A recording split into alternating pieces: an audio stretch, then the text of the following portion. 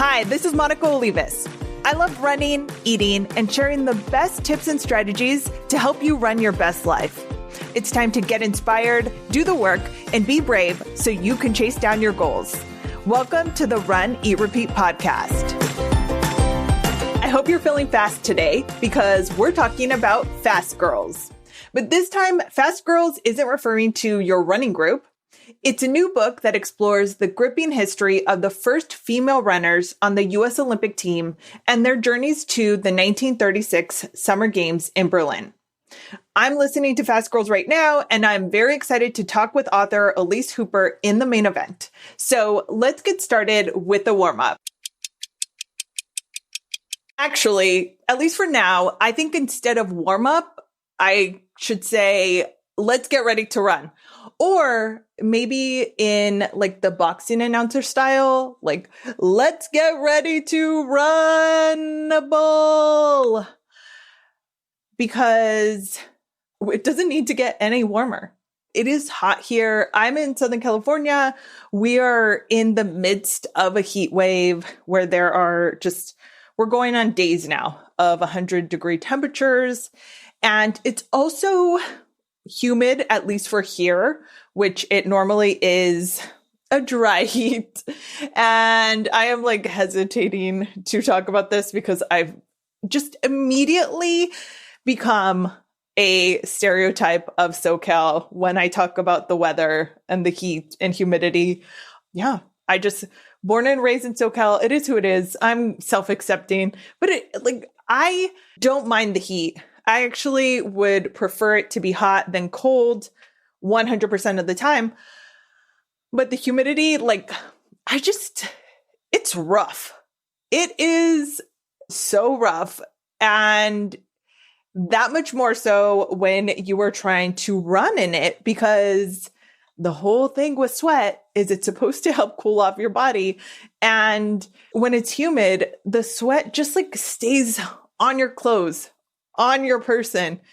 It feels like it's weighing you down. Like you have a blanket of water that you are now also carrying. And yeah, it's some hard stuff. My normal hacks for running in the heat, some of them are specific to where I am. So I try to beat the heat by running early in the morning, or if you are kind of a later in the day runner, you can do it in the evening. Because without humidity, it cools off there. It is cool mornings, cool evenings. It'll be so hot during the day, but cooler in those kind of bumper times. And it's just not happening this morning. I mean, it must have been close to 80 degrees before 7 a.m., which again is crazy for this area. And that's not the only scary thing going on. I need to tell you this because it makes me feel better. I feel like when something embarrassing happens and you tell a friend about it, it kind of relieves some of the burden of embarrassment. But this morning I was running and I was shooting for 8 miles and I ended up only doing 7.5, which it is what it is because I was going along and I almost had a run-in with a huge spider. And I will admit that I am a baby about spiders, but I would also like to go on the record and get credit for the fact that these are big spiders. This was a very large spider. And this time of year in this area, there are a lot of large spiders. It's this one particular spider that they're everywhere. I see dozens every time I just run a small loop around here. And I'm saying dozens instead of hundreds because I'm not seeking them out to look at them, but I could probably see hundreds if I was trying to pay attention, which I probably should more because as I was running, I almost ran into a spider. I suddenly realized that I don't even know how I saw it, but it was right in front of me. And I had to slam on the brake like that. which is kind of funny because I don't think I was like running that fast, but maybe I was. But with the momentum and object in motion, it was hard for my momentous, shout out to Honey Boo Boo, it was hard for me to stop. But there was a huge spider. I don't know if it was like coming down from its web or what. And I wasn't the first one. This was towards the end of my run. So at this point, I know several people have already walked this area and they were supposed to be the spider catcher. You never want to be the first person to run on a path or a trail because then you're the spider catcher. That should not have been the situation. This spider decided to just go take a walk. And it almost walked onto my freaking shirt. Like it was right in front of me. And I did this weird, like karate chop, dance, ninja, seizure combination, which is always embarrassing. And then even after that, I wasn't sure that it wasn't on me. And that's because I have in the past, and I have like familiar with the spider, there used to be, again, these are massive spiders. I was taking a walk a couple years ago, and if you have long hair, like sometimes, you know, a hair will just be on the back of your arm or, you know, your leg or something. And sometimes it feels like it's a bug or something. So you go to see what it is. It's a hair. Like I leave a trail of hair everywhere. It is a danger and you need to be warned. If you're inviting me over and you don't want anyone to know, they will find out because my hair will be everywhere. But I was taking a walk.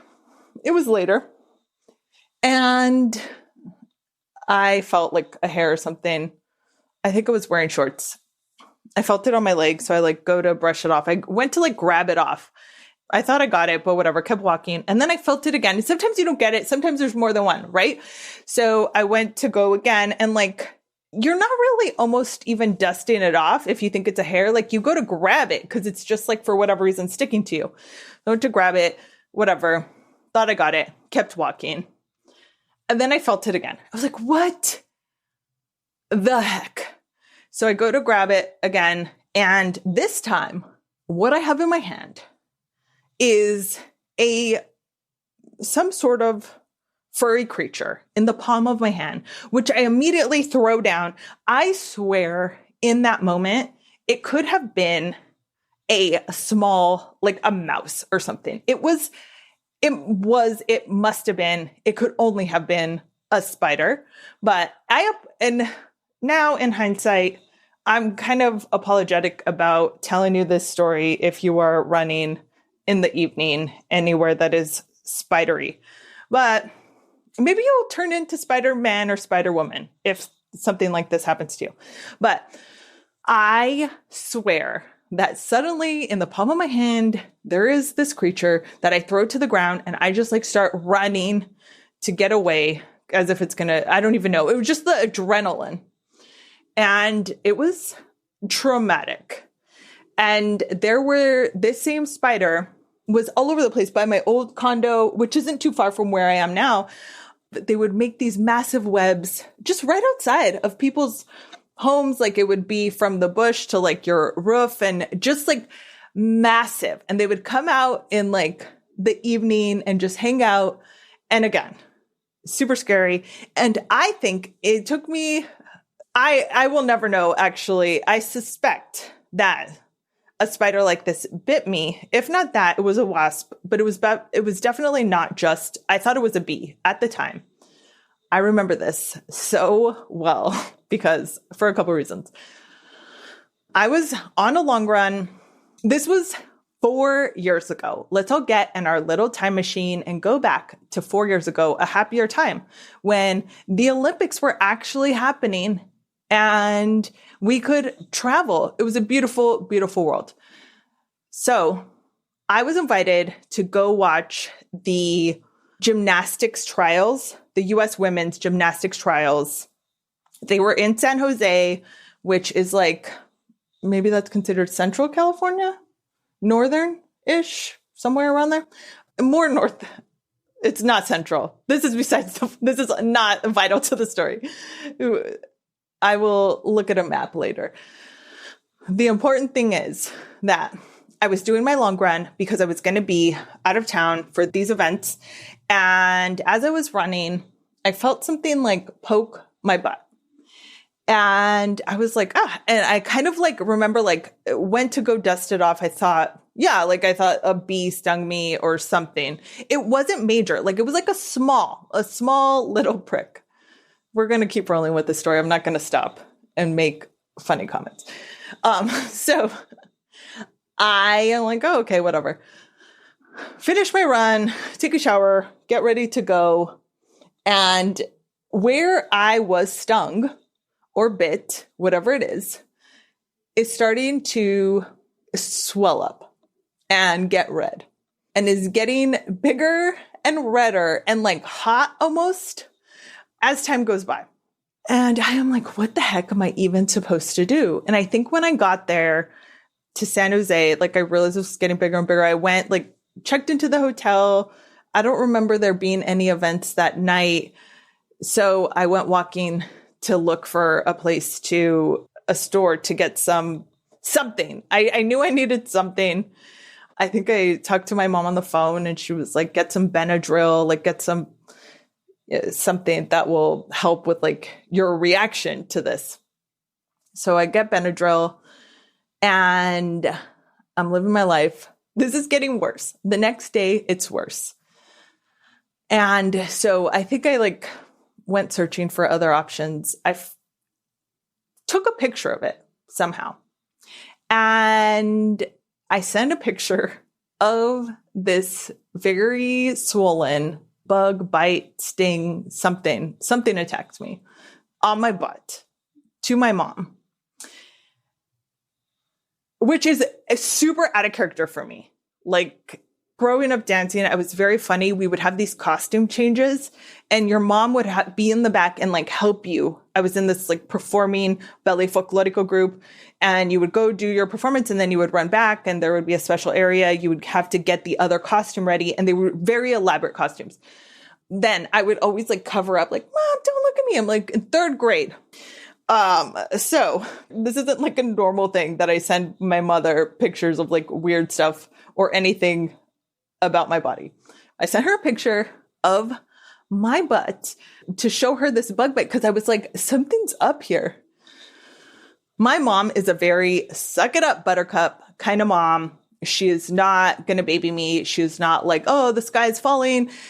If I think something is wrong with me, she's like, do we have to call 911? And most of the time I say no. And then she's like, okay, well, walk it off. She's very much walk it off. She sees the picture that I sent her and she goes, you should go to the doctor. Never in my life once has my mother told me you should go to the doctor about anything. That's how bad it was. And I don't know if it was this type of spider that bit me. What is it? Why do we say spider bite, but like bee sting? I'm sure there's some scientific explanation for that. You know, along with, I'm going to make a couple notes right now. Look up on a map how to reference where San Jose is and also why we say spider bite versus bee sting. Okay. I'm actually looking it up right now, the San Jose thing, because this is going to bug me. The moral of the story is I almost ran into, it's too close to call. If we were going to cut California right in half, I feel like it's fairly close to it, but most of the stuff is towards the bottom. I'm going to talk with a mapologist later and figure out the specifics and report back next time. Or you can let me know if you are an expert on such things. Okay, let's move on to some resources and updates.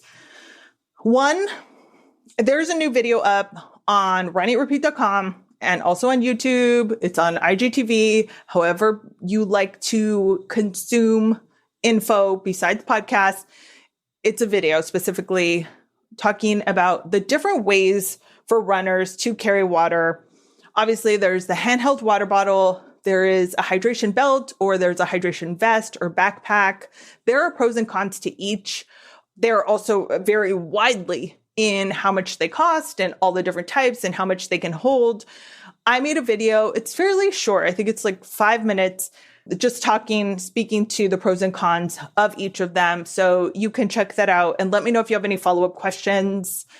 I also have a good food find. I found this light bread at Costco, very large and in charge. On the bread, it says keto friendly. And I assumed, because of tons of past research, oftentimes these like lighter versions of bread, the keto friendly, paleo, gluten-free, whatever you want to call it, are just not great. And I don't know what compelled me to give this one a try, but it's good. And that is news. That is significant. That is a reference from someone who was gluten-free for probably over a year, and legit, not just like I avoided it, but I acted like as if I was allergic to it because of my thyroid. That's something we can talk about another time. But I've tried so many different products and this one is good. I think mostly it's a little misleading because of the fact that it says very loud and proud keto friendly. And I don't necessarily think that is the key takeaway it eliminates a lot of people. I am not looking to maintain some sort of state of ketosis. I am not following any sort of keto protocol. So that's why I ignored it. I don't know what compelled me to look at the nutrition label. And I was like, oh, okay. So it's not gluten-free, which means the texture is potentially still good. And it's low calorie, high fiber. I dig it. So I tried it and yeah, I am a fan. And I will put links in the show notes to the video, and also the bread thoughts are on Instagram at Run, Eat, Repeat. So make sure that you're following me there and chime in if you've tried it or if you have any other recommendations that you swear by. And finally, the Q&A is coming back. I have really personally been loving podcasts that answer listener questions. So if you have a question, I do these often in the Instagram story box, but I also realize that if you are listening to a podcast and potentially multitasking, it's not the most convenient thing to stop and go to Instagram stories and ask a question there. You are more than welcome to, but if you want the question answered specifically on the show, you can call the voicemail line or email me. The voicemail line number is 562-888-1644. Call that number. Leave your question on the voicemail.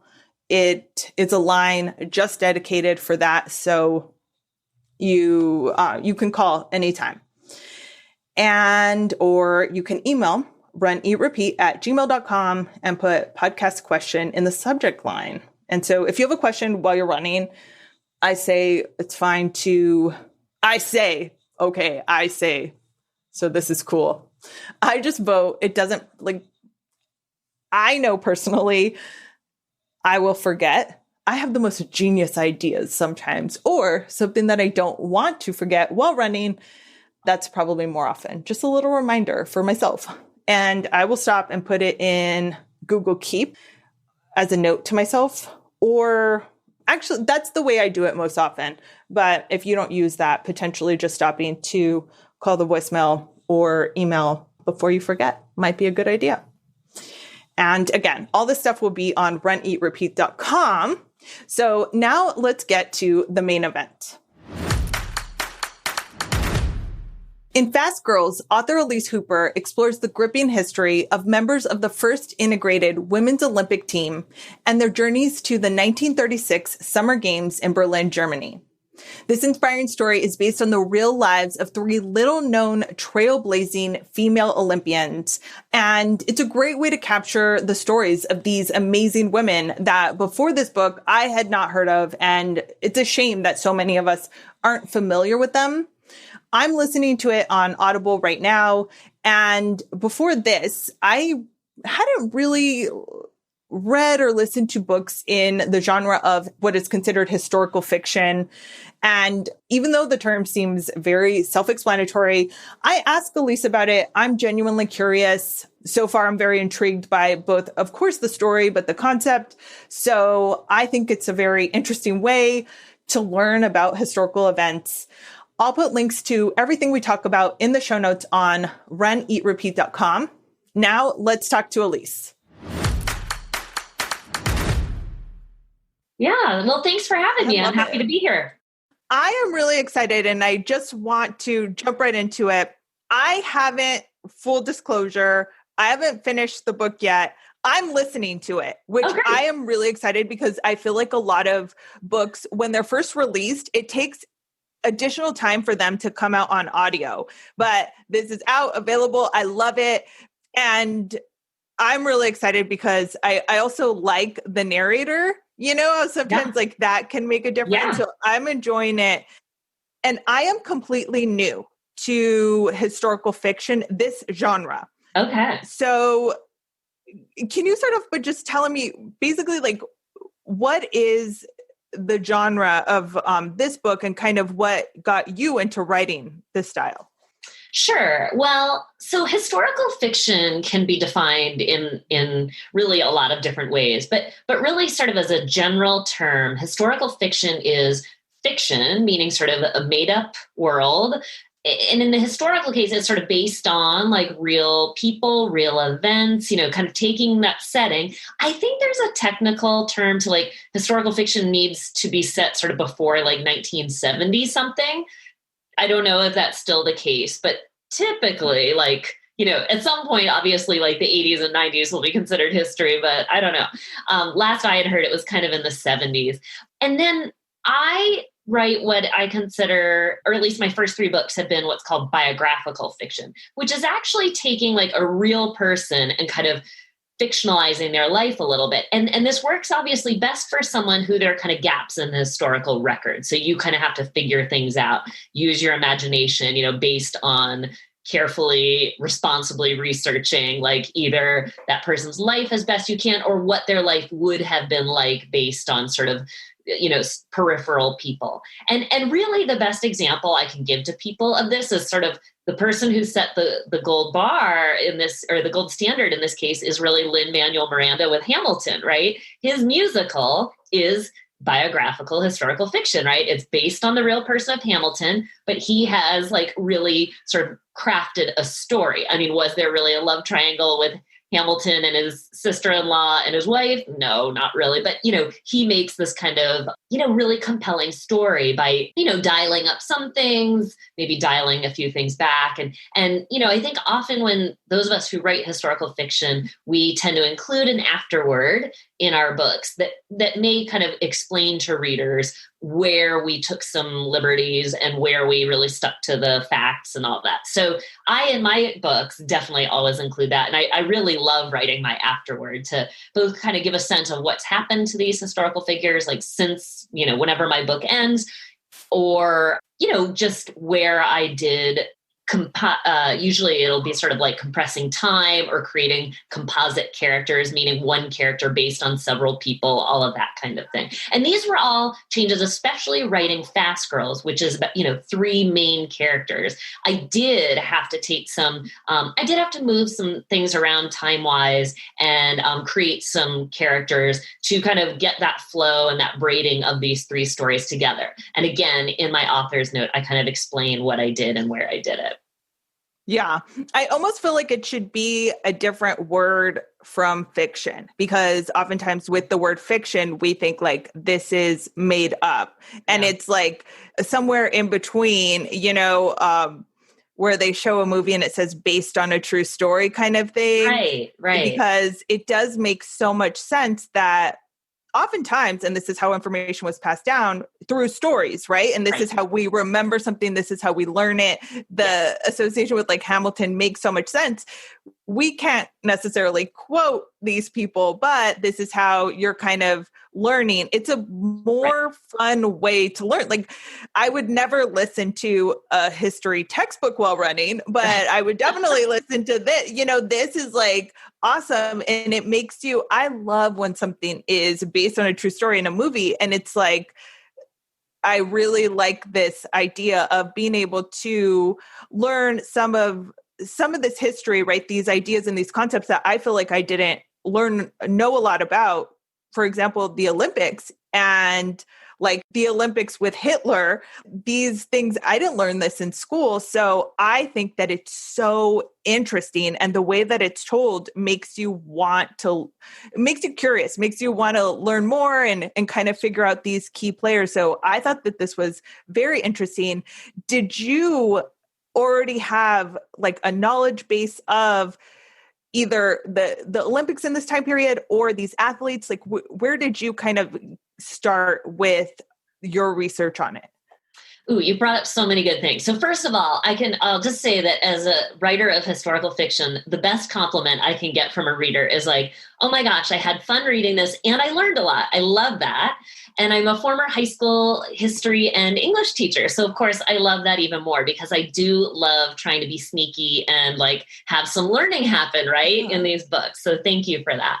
As far as what my background was like in this subject, so my first two novels were about women artists. Like I consider kind of what draws my interest sort of untold women's stories, right? And surprise, there are tons of them because women's lives historically have not been very well documented. But it's funny, I've played sports my entire life. I've been a runner. I've run several marathons. I've just done all this stuff ever since I was a little kid. I like dreamed of being an Olympic figure skater when I figure skated as a child. So I've always loved the Olympics. And then a few years ago, my younger daughter, who was in 4th grade at the time, was working on a biography project for her library class. And my daughter's a swimmer, and she had chosen Gertrude Ederle for this project.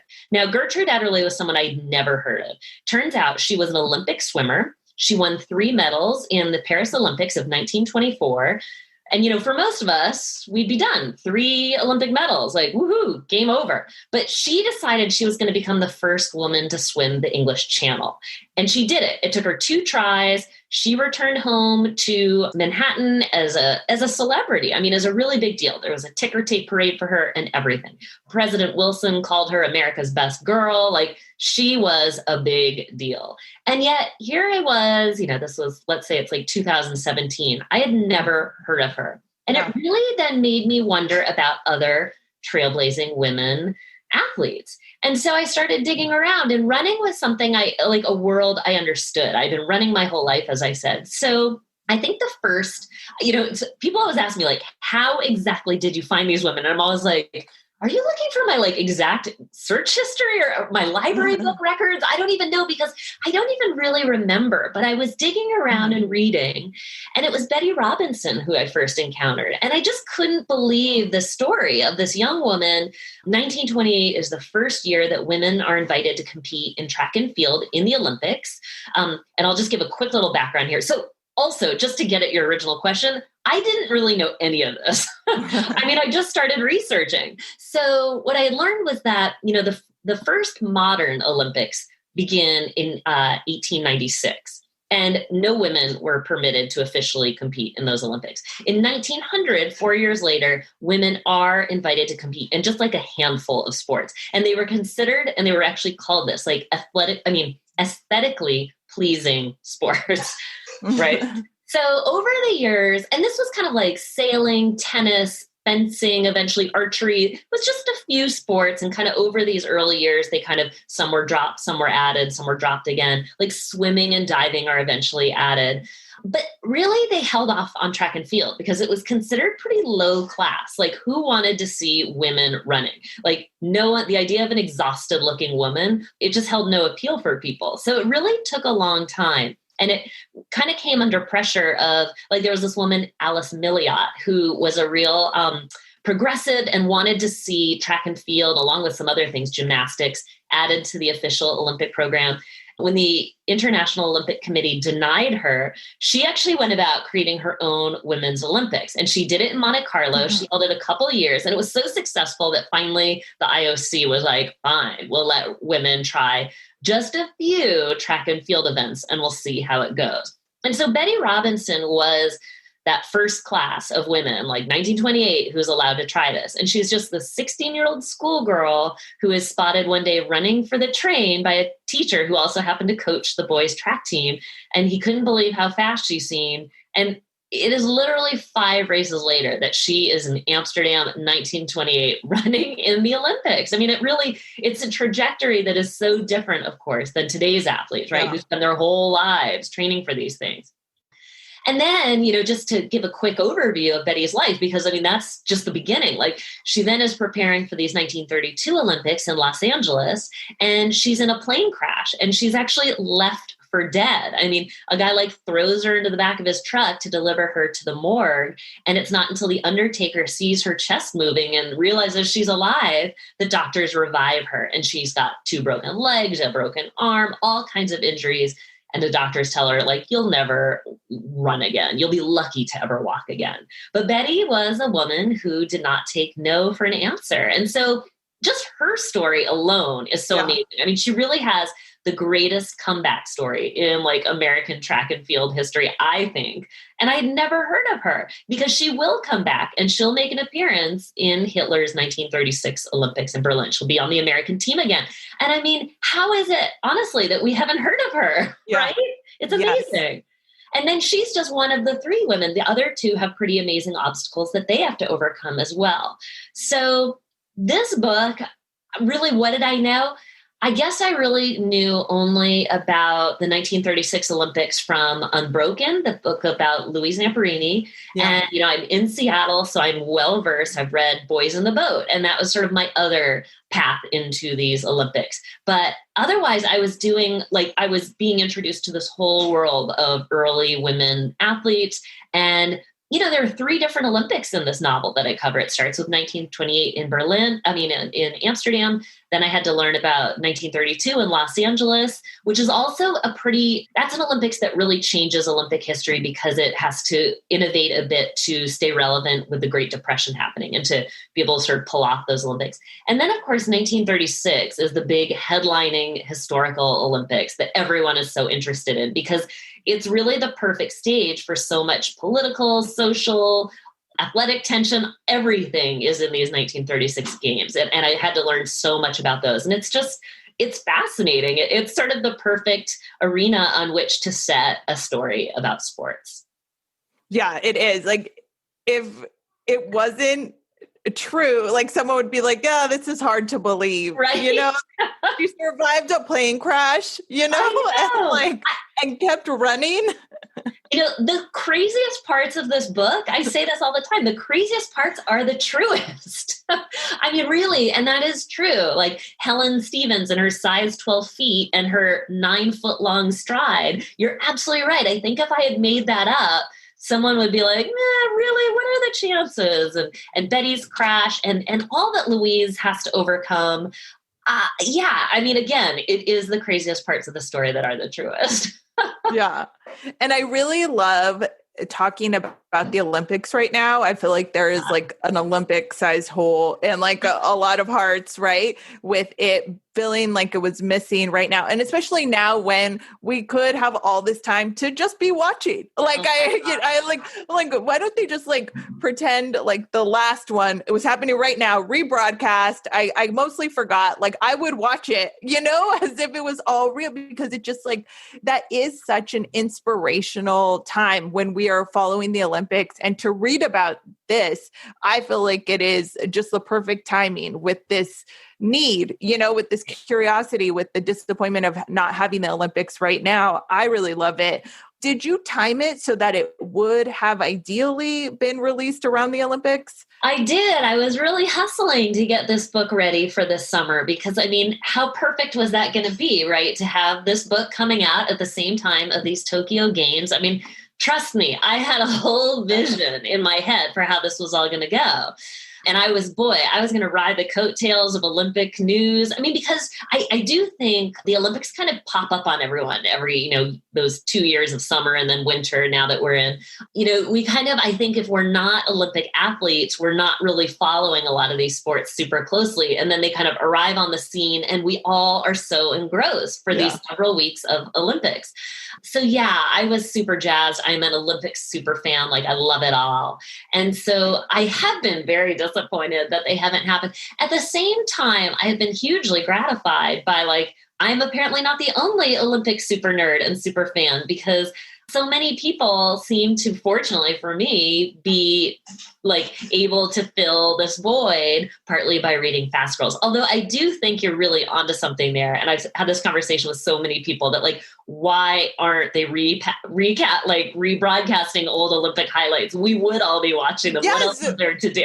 Exactly. It's just it's not like there's anything else to do. And it is so inspirational. It is. You're to so follow right. these stories. I know we need hope right now. I mean, I really believe that, right? And so, I mean, that's what, sports stories, I say to people a lot that you don't have to be an athlete to love a sports story, because sports stories ultimately are that perfect quest, right? Of this journey, these obstacles, and then overcoming them. And even if there's not a gold medal for your hero at the end, usually there is some hugely uplifting aspect to these stories, right? There's some other gratifying aspect of how the athlete has satisfied their need in some sort of way. So I think they can appeal to all of us, regardless if you're a couch potato or, of course, if you are a sports fan. I think they kind of check off all the boxes, I think, or at least I think that. Yeah, no, I completely think that too. I think we all have our own gold medal, whether it is, making a certain team, getting a BQ, playing for your college team, going pro, it can be, and anything in between. So these things are so inspirational. I just finished watching The Last Dance. The Michael Jordan. Yeah. And I was so into it. I have never touched a basketball in my life, but I was just I thought it was so inspirational, which is funny. I'm not a big spectator sport person, but I will run for hours every day if you let me. It's still inspiring because it's ultimately about someone being so dedicated, and just so zoomed in on something that is this is the most important thing to me, and I'm going to do everything that I have to do. And it's also, people are very complex, right? So it's not just that this person is this hero. When we talk about real characters, that they have trials and tribulations, and then some people are a little prickly. I love that it is so multifaceted, and so that you really get into it. I just I really appreciated that about the book, the dynamic and the conversations. Yeah. Oh, great. Well, thank you. I'm so glad. I feel like these women's stories, I just can't believe we don't know more about them, right? I mean, if I can play a small role and just helping to show people really the path that has come before us, these women who were courageous enough to really persist against a lot of things that people threw up in their way. I think that's really important. I think it's so easy for us to join, well, maybe not at this specific juncture in time because of the pandemic, but we can join our school's teams, we can enter a 5K, a 10K. We don't really think about the fact that people used to believe that a woman's uterus would fall out if she ran quickly, or that if she trained hard, could develop a beard or mustache. I mean, we just take kind of our ability to dress in sports clothes and go out there and kind of go to the gym or whatever. We take it for granted. And I think sports is such a great mirror to hold up to show us the progress in civil rights in so many ways. So I, clearly have been really passionate about the story. And so it's just so fun to talk to readers about it, because I feel so strongly that these women, their stories should be spread as widely as possible. Yeah, it is. And it is so important to remember too, so that we're grateful and we make sure that it continues to make advancements. I think it is crazy that it took so long, right? And that there's these things that are completely not science-based of a woman's uterus falling out or, growing facial hair from like, that's not science, but just like how long it took that we actually can see pictures of, when Catherine Switzer tried to run the Boston Marathon, like physically, a grown man trying to like grab something from her shirt, her number, like that is insane that happened, and that like this person, this is like, like he didn't want her on the course, as if it's okay to grab someone physically like that. It just is insane to me. And that even that wasn't that long ago. And if we think of where these people, in addition to all of the athletics that it took for them, right, to do this, that they also had to overcome all of these other things is just that much more, I think, impressive and like inspirational. Yes. Agreed. And, the other thing is I really hope that readers also take away, there is still progress to be made, right? I mean, things have improved, but really I've been thinking a lot about Rio in 2016. And, there's still not an equal number of sports, Olympic events open to women that there are for men. And I mean, we know that there's been all this news about the women's soccer team looking for pay parity. That's exactly what I was thinking when you said that. We need coaching opportunities for women, both at the collegiate level and professionally. We need management opportunities, and the way that the media talks about athletes, there is still room for improvement, right? I mean, again, I felt like that was a big topic in Rio. And I remember a specific incident. I think it was swimming, when a woman won her event, and the camera immediately went to her husband, apparently, who was her coach, and started sort of talking about him. And it was like, wait a minute, she's the one who just won. Why are we not talking about her? So I think there are a lot of ways that we need to keep pushing forward, because really, I think the biggest shame about the Olympics not happening this summer, I mean, of course, we're all disappointed, but I really believe that this Olympics was going to be, I mean, we saw it in Rio, American women specifically did so well. And I think they would have done so well in Tokyo that I think it would have really helped the momentum of advancing women forward in all these other ways that we need to see advancement. So that it feels like a missed opportunity to me, this delay of Tokyo, because I just think that women were going to like blow the barn doors off of basically the whole place and show everyone that all the stuff about being paid less, and it's just ridiculous that they are just as worthy, if not more so, given their winning record, really. Yeah. And it's so true to keep it in the conversation. I think that I personally take it for granted. So I'm surprised when I hear something, and this is kind of what happened with the women's soccer team. I saw it on a Luna bar. There was something on the Luna bar, and I'm saying that they were trying to like pay match to fill the discrepancy. And I was like, and then I looked it up and I was like, what? How is this a thing? I just like assumed, like, which is so disappointing that it's not true. Like, we should be able to sleep well at night thinking that everyone's getting treated equally and paid equally, right? But I was really surprised by that. And it does, remind us that no, like it is not equal, and the treatment isn't equal. The conversations, the way that people are spoken about and spoken to, it just has to still be a priority to make sure that we are keeping this, in top of mind. Yes, absolutely. Absolutely. I love it. So are you still running, or how are you staying active in this social distancing? I know. Well, I am a runner. I just was running this morning. I have actually been swimming laps this summer. We belong to the small swim and tennis club here in West Seattle, and it has opened for lap swimming, like just one person a lane or whatever. So I've been swimming laps, which has also then just increased I've been thinking a lot about Gertrude Ederle and how long it took her to swim the English Channel. And I'm just like, I can, barely go for 45 minutes. Forget the hours. And I think it was 14 and a half hours. It's been a while since actually I've said that stat, a few weeks at least. So I think it was about that.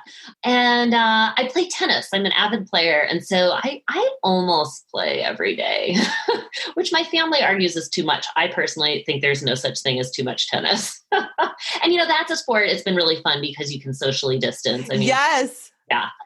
So that feels like it's got the social element where I see a few people. If I'm, I've been playing mostly doubles all summer, which normally I'm a singles player, but maybe it's just the need to connect with people no matter how, from several feet away. That's been really satisfying and kind of helping me stay sane through all this for sure. I love it. Yeah. I have a friend that's obsessed with tennis and he's really good.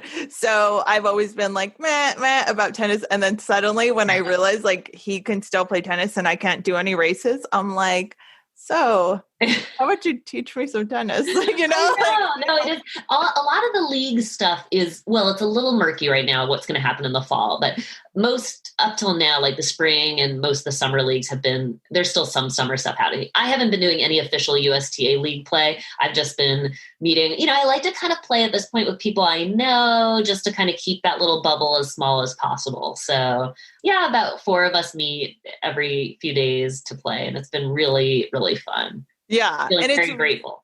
I know it's really too like one of the few times that we can be social, right? Because it's like we're doing things less and less that it just the normal little get-togethers that we would have been having all summer long potentially aren't happening. So it's like I want to hang out with the 5 people that I would catch up with potentially. I know it's pretty funny. We actually all have like camping chairs tucked into the back of our cars, and after we play, we sort of spread out our chairs in the shade, and we'll like maybe crack open a bottle of of wine or something. And I think it's been huge for my mental health. Right? I love it. I know that is such a good idea. I love when I see pictures of people like in their, in a driveway or like in the yard or something. I'm like, good for you. Yep. Making it work. It's teaching us all to like project our voice too. Right. That's so true. Well, where can people find the book? I think you can find it everywhere books are sold. I really support always, of course, people to shop at their independent bookstores. And if they don't have a local one, there is bookshop.org, which can, that of course benefits, they have a pool of like, they give maybe 10% or something in the independent bookstore fund. So I just think it's so important right now that we support these small businesses. I think, everyone's really struggling.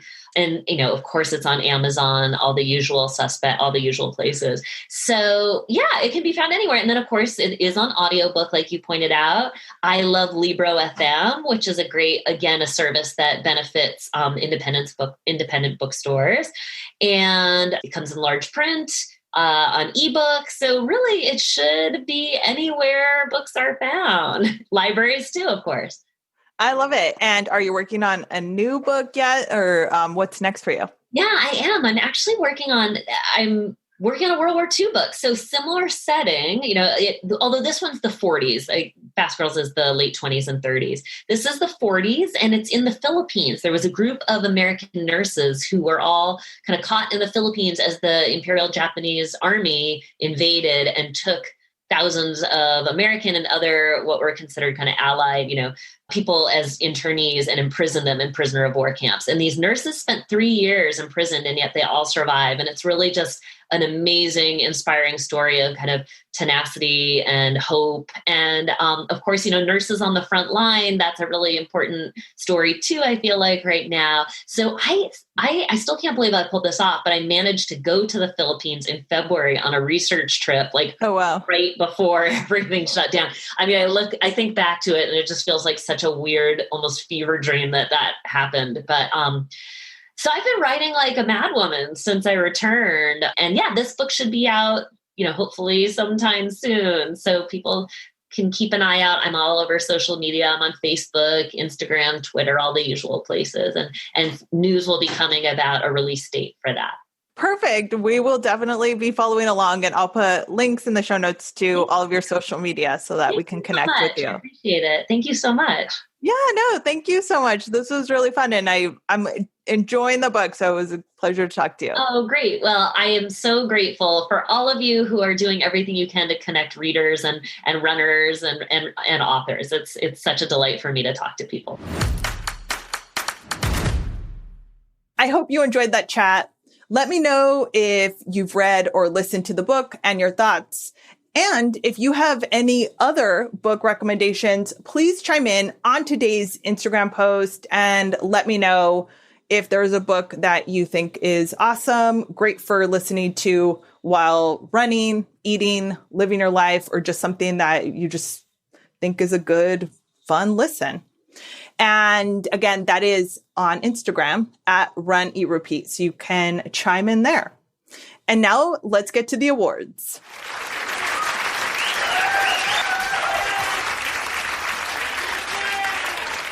Today's awards are this week's food favorites from Costco. These are my top 3 favorite foods that I either recently discovered from Costco or just always have. First place has to go to that new keto-friendly bread. The name, again, is a turnoff unless you are keto, and then obviously you would be all for it. But I think it's just a very good lower calorie bread. And yeah, it's from Costco. Boom. Second place goes to Three Bridges Egg Bites. They are very similar to I actually don't know how to say that. The egg bites from Starbucks. And I'm not even going to try to butcher the name, but they are just like those little fluffy, they come to an order, egg bites. And there are a couple of different versions. There's an egg white one and another one that I think has meat in it. Three Bridges makes a couple of different flavors of these. I have spotted the regular ones that they have bacon or ham in them. And then I have also seen the egg white version that reminds me so much of the Starbucks bites. So I'm a huge fan of those. Second place. Third place is such a staple. I always have this. Always, always, always. Stir-fry veggies from Costco. They're in the freezer section. I swear by this. I will add this to almost any and every lunch and dinner meal. So I am a huge fan and highly recommend. Now, if you have a question, ask me. You can email or leave a voicemail. Again, the email is runeatrepeat@gmail.com. Put podcast question in the subject line, please. Or you can leave a voicemail. Call 562-888-1644. You can start with your name and a general location and then ask your question because that's fun. And please subscribe to the show. And if you want some good karma, put some good vibes out in the universe, please rate and review the show with 5 stars and kind words. I really, really appreciate it. Thank you so much for listening. Have a great run.